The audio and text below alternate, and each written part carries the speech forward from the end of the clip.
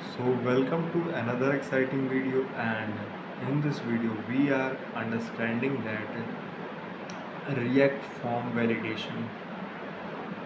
अब देखो basically React के अंदर जो फॉर्म वैलिडेशन होता है वो क्या होता है। जो भी आप फॉर्म क्रिएट करते हो, चाहे वो HTML के अंदर हो, React JS के अंदर हो या फिर किसी भी टेक्नोलॉजी के अंदर हो, उसमें अगर वैलिडेशन नहीं है तो कुछ भी हो सकता है। उस पर SQL इंजेक्शन हो सकता है एंड एक्सेस हो सकता है, CSRF हो सकता है, बहुत सारे अटैक्स हो सकते हैं।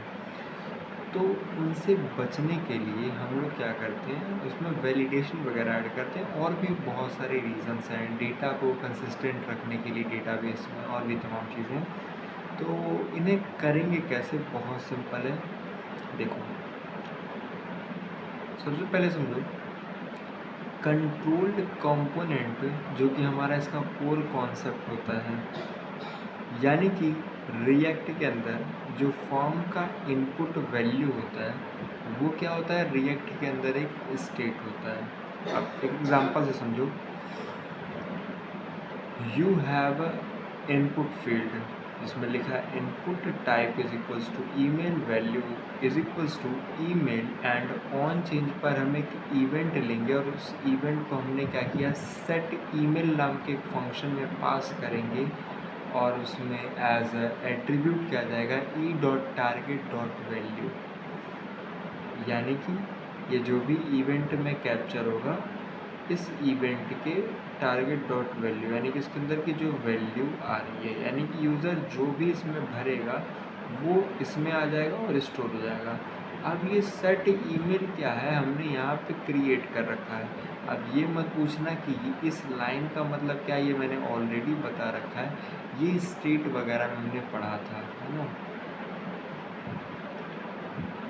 अब बात आती है, वो तो हमारा नॉर्मल था, यानी कि वहाँ पे हमारा इनपुट को हमने रीड किया एंड उसको जहाँ पर भी हमें स्टोर करना है या फिर जो भी करना है वो हम कर लेंगे। लेकिन बात ये आती है कि हैंडलिंग फॉर्म सबमिशन, आप फॉर्म के सबमिशन को कैसे हैंडल कर सकते हो।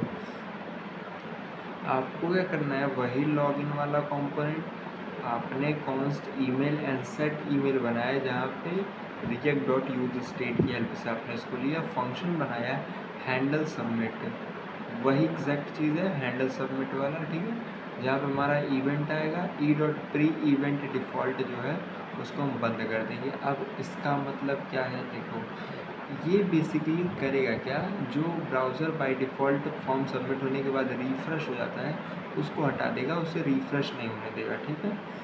एंड आफ्टर दैट आप क्या करोगे, यहाँ पे कंसोल लॉक कर दोगे, सिंपल वो आपको मैसेज दिखा देगा कि आपका ये ईमेल है, ठीक है। तो ये भी एक तरीका है। अभी यहाँ पे और अच्छे से जो वैलिडेट करने की बात है वो कैसे करोगे, देखो मल्टीपल इनपुट्स की अगर आप बात करो तो मल्टीपल इनपुट्स कैसे वर्क करेंगे।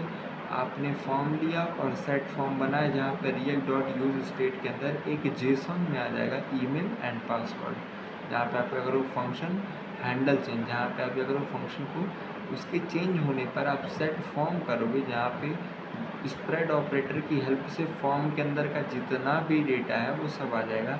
And event dot target dot name is equals to हो जाएगा event dot target dot value, जो भी उसकी वैल्यू होगी, ठीक है। अब इसमें आप कह सकते हो आपका ईमेल और पासवर्ड जो आप ऐसे नॉर्मली लिखते हो वो आपका यहाँ पर आ जाएगा। इसके अलावा व्हाट इज़ वैलिडेशन, अभी तक तो जो हमने देखा ये वैलिडेशन नहीं, ये बस एक बेसिक अंडरस्टैंडिंग है कि हमारा ये फॉर्म ऐसे होता है, लेकिन वैलिडेशन कैसे ऐड करो, ये देखो बहुत ही इम्पोर्टेंट कॉन्सेप्ट है। यहाँ पे क्या हमारे पास वैलिडेशन ऐड करने के दो तरीके होते हैं, क्लाइंट के साइड से, एक होता है सर्वर के साइड से, ठीक है। तो सिंपल क्लाइंट साइड वैलिडेशन को हम लोग समझते हैं, हमने फंक्शन इवेंट हैंडल करके अब यहाँ पे वैलिडेशन कैसे डालेंगे, देखो हमने कहा अगर इफ़ फॉर्म डॉट ईमेल या फिर फॉर्म डॉट पासवर्ड यहाँ पे नॉट यानी कि खाली मिल रहा है, तो इस केस में हम अलर्ट करेंगे ऑल फील्ड्स आर रिक्वायर्ड, यानी कि इससे क्या होगा, यूज़र को एक मैसेज आएगा कि जो फील्ड्स हैं तुमने खाली छोड़ रखे हैं इसको भरो। और अगर ऐसा नहीं होगा तो आप फॉर्म को सबमिट कर दोगे। दूसरा वैलिडेशन का एरर मैसेज कैसे आप क्रिएट करोगे, देखो हमने वही वैलिडेट फंक्शन चलाया, कॉन्स्ट न्यू एरर एक जेसन बना दिया है। ठीक है, हमने कहा अगर फॉर्म का ईमेल नहीं मिल रहा है तो हम न्यू एरर जो हमने यहाँ पे बना रखा है उसके अंदर ईमेल सेट करेंगे और उसकी वैल्यू क्या सेट करेंगे, ईमेल इज़ रिक्वायर्ड। उसी प्रकार से अगर फॉर्म के अंदर का जो पासवर्ड है उसका लेंथ जो है वो 6 से कम है तो फिर again new error dot password में आप सेट कर दोगे मिनिमम 6 कैरेक्टर अलाउड। समझ गए? तो कुछ इस प्रकार से भी आप कर सकते हो वैलिडेशन। इसके अलावा और भी तमाम मिलेंगे आपको real world login input example